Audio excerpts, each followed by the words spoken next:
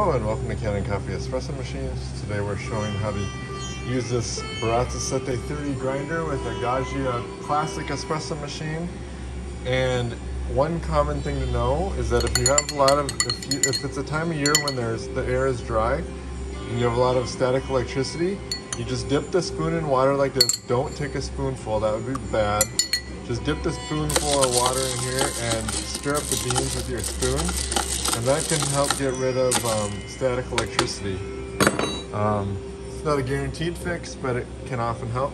To turn on the grinder, once it's plugged in, just press the stop button.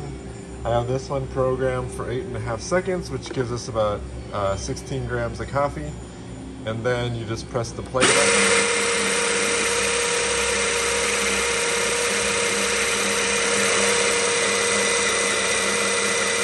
So you can see we have some static electricity there. Hopefully that's just the coffee that didn't touch the water. But yeah, it can be an issue with this grinder. And then we'll give it a tamp. Sorry, this is one-handed, not ideal. And I'll wipe it off. We'll go over to the machine, lock it in.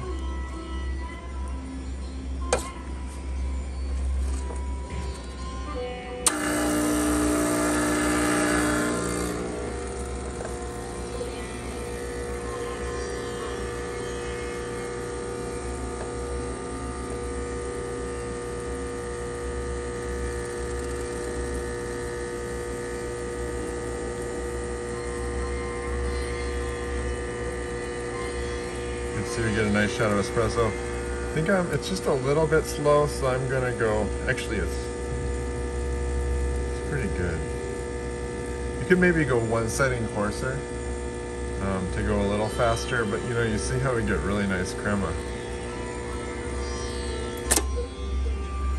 So thank you for watching with Cannon Coffee. Please like our videos below. If you'd like to see more videos like this, please subscribe to our channel. Thank you.